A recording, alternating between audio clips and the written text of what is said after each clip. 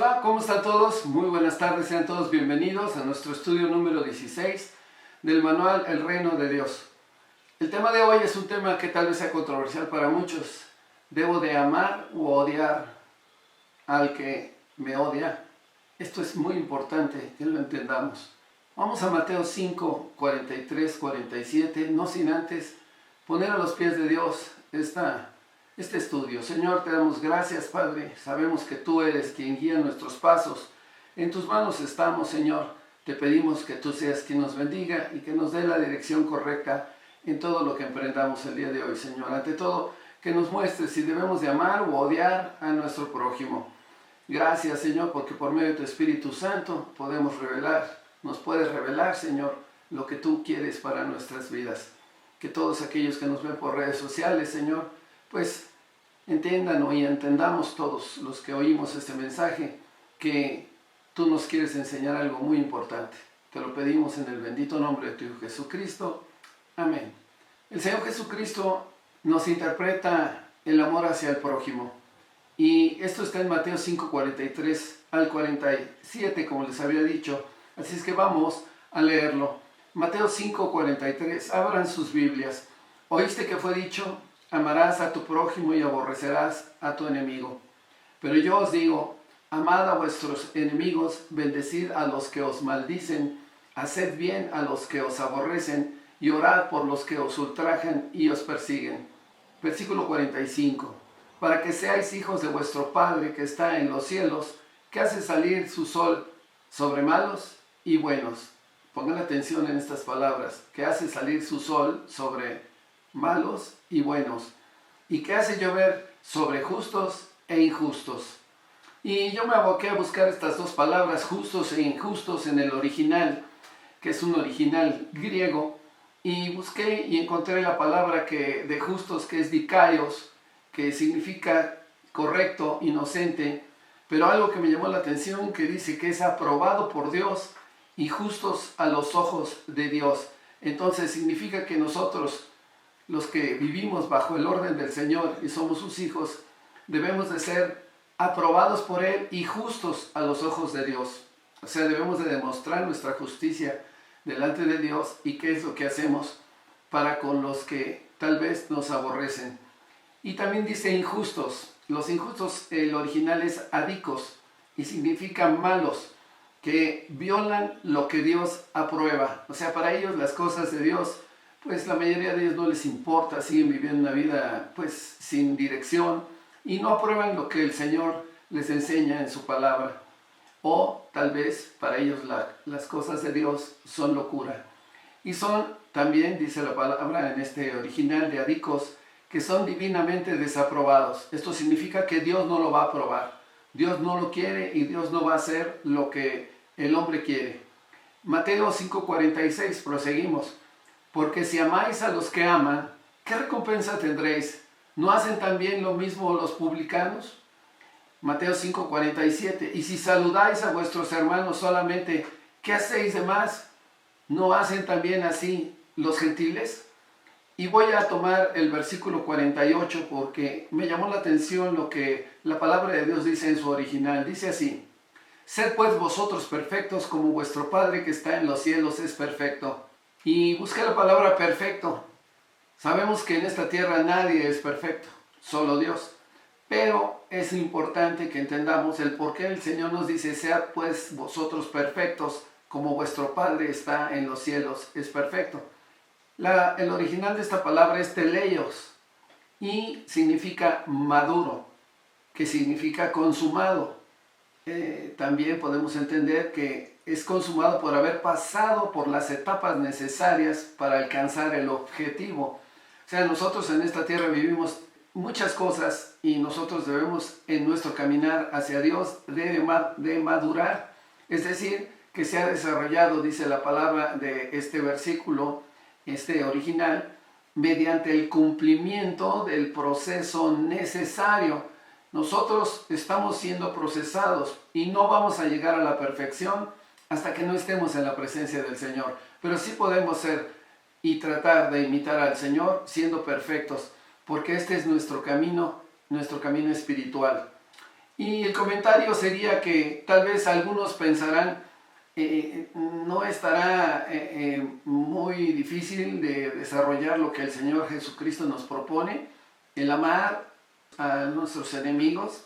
Efectivamente, esto va a ser para todos aquellos los que somos hijos de Dios un mandamiento exigente, porque amar es orar por los enemigos. Tal vez lo sintamos como algo contrario a nuestro ser, algo que violenta inclusive nuestras emociones y sentimientos más primarios, es decir, pues nuestra carne, mis amados. Pero quiero decirte que no hay otro camino para vivir la propuesta en la ética del Señor Jesucristo. Esa propuesta es exigente y maravillosa, que nos ha mostrado que debemos de ser. Realmente nosotros no tenemos ninguna acepción, no podemos hacer acepción de personas, sino que debemos de ser, pues en cierta manera, benignos y misericordiosos con los que están cerca de nosotros. Esto no lo podemos comparar a la ley que está escrita en nuestra mente, en nuestro corazón, que dice que más que todo esto está fuera, pudiéramos llamar, de lo que Dios le agrada, y entonces la carne, la sangre, como dice la palabra de Dios, el cuerpo, pues está en contra de las cosas de Dios y puede contaminar el corazón y la mente. Y es por eso que nosotros, como hijos de Dios, debemos tan solo de hacer la voluntad del Padre Celestial. Y para hacernos semejantes a Dios, estamos llamados a tener otra manera de ser, en la que el triunfo del amor y del perdón sean verdaderamente nuestro pan de cada día, amados hermanos. La misma oración modelo nos lo dice: y perdona nuestras deudas como nosotros perdonamos a los que nos deben, y también, Señor, no nos falte el pan de cada día. Y nosotros, cuando pedimos eso, también tenemos que amar al prójimo, porque es necesario que vivamos conforme a la voluntad de Dios. Efectivamente, nadie va a decir que el camino para ser un hijo de Dios es fácil, pero yo quiero decirte que es el camino que el Señor ha marcado, y si lo obedecemos, veremos tiempos mejores en nuestra vida. Y ahora veamos lo que nuestro Señor Jesucristo quiere enseñarnos. Dice: oíste que fue dicho. Es el versículo que estamos leyendo: amarás a tu prójimo y aborrecerás a tu enemigo. Pues la ley mosaica en el Antiguo Testamento ordenaba amar al prójimo. En Levítico 19:18, la palabra dice así: no te vengarás ni guardarás rencor a los hijos de tu pueblo, sino amarás a tu prójimo como a ti mismo, yo Dios. Sin embargo, amados hermanos, algunos maestros en los tiempos de Jesús añadieron un concepto erróneo y opuesto y maligno: la obligación de aborrecer a tu enemigo. Y esto los fariseos y los escribas trabajaban modificando la ley de Dios. En general, consideraban a todos los incircuncisos, así se les llamaban, no como sus prójimos, sino como sus enemigos, a quienes el precepto no los obligaba a amar. Y esta palabra incircunciso significa el que no ha recibido la circuncisión. En el Antiguo Testamento era sinónimo de paganismo, de ser una persona extranjera y tal vez considerado como un enemigo. Pero yo os digo, dice el Señor, amad a vuestros enemigos. Jesús les recuerda que Dios se refiere que todas las personas son nuestros prójimos, inclusive son nuestros enemigos, los que también pues son prójimos y están tal vez cerca de ti. Para cumplir con esta ley, nosotros debemos de amar, bendecir y hacer el bien y orar por nuestros enemigos, no solo por nuestros amigos, porque nosotros debemos de pedir por la salvación de todas esas personas que no conocen de Dios.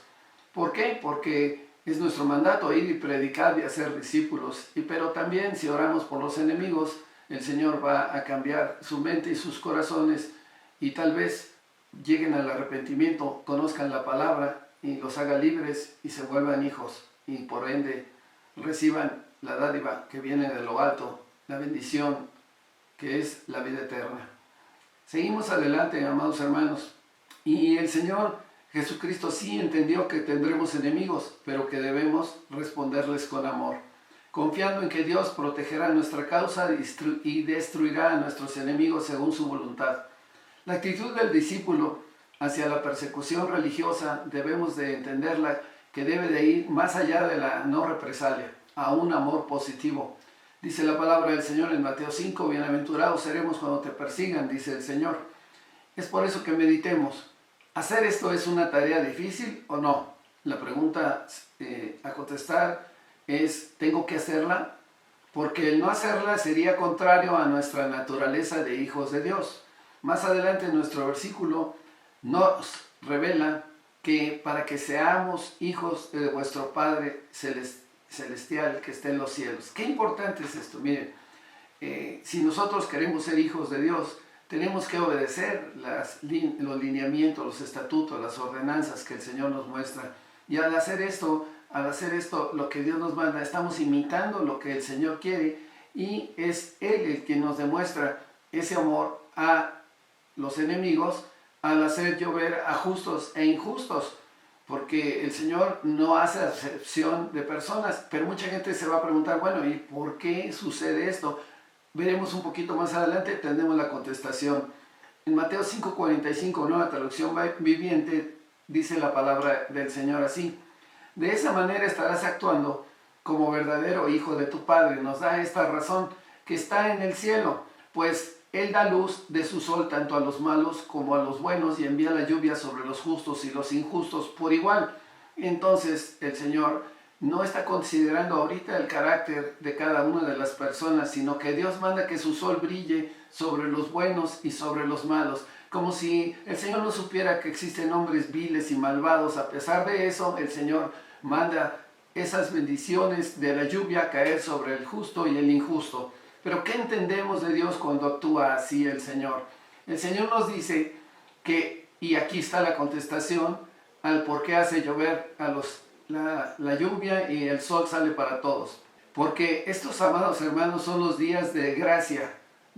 Vivimos tiempos de gracia dados por Dios, y vivimos en tiempos de misericordia. Su palabra dice que si no fuera porque cada mañana es nueva su misericordia, amados hermanos, ¿qué sería de nosotros? Porque todos merecemos en cierta manera el castigo del Señor, pero el Señor es misericordioso con todos, porque hoy estamos viviendo el tiempo de gracia. Ese tiempo de gracia, cuando el Señor lo desee, acabará. Aún no es hora del juicio, amados hermanos, cuando Él separará lo bueno de lo malo, cuando se sentará en el trono del juicio y premiará, obviamente, a las diferentes porciones de los justos y de los injustos. Y hay una parábola muy hermosa, una parábola que nos muestra claramente lo que el Señor nos dice, porque el tiempo de gracia nos da la oportunidad, les da la oportunidad a las personas que no quieren saber nada de Dios, de convertirse al Señor, conocer la verdad y que ellos se vuelvan libres. En Mateo 13:24, vamos a leerlo, dice la palabra del Señor así: les refirió otra parábola diciendo, el reino de los cielos es semejante a un hombre que sembró buena semilla en su campo. Versículo 25, pero mientras dormían los hombres, vino su enemigo y sembró cizaña entre el trigo y se fue. Aquí ya están los malos, ¿verdad? En el versículo 26, y cuando salió la hierba y dio fruto, entonces apareció también la cizaña, es decir, se juntaron. Versículo 27, vinieron entonces los siervos del padre de la familia y le dijeron, Señor, ¿no sembraste buena semilla en tu campo? ¿De dónde pues tienes cizaña? Versículo 28, él les dijo, un enemigo ha hecho esto. Y los siervos le dijeron, ¿quieres pues que vayamos y la arranquemos? Él les dijo, versículo 29, no sea que al arrancar la cizaña, arranquéis también con ella el trigo. Versículo 30, dejad crecer juntamente lo uno y lo otro hasta la siega. Y al tiempo de la siega, yo diré a los segadores, recoged primero la cizaña y atadla en manojos para quemarla. Ya saben cuál es ese camino. Pero recoged el trigo en mi granero.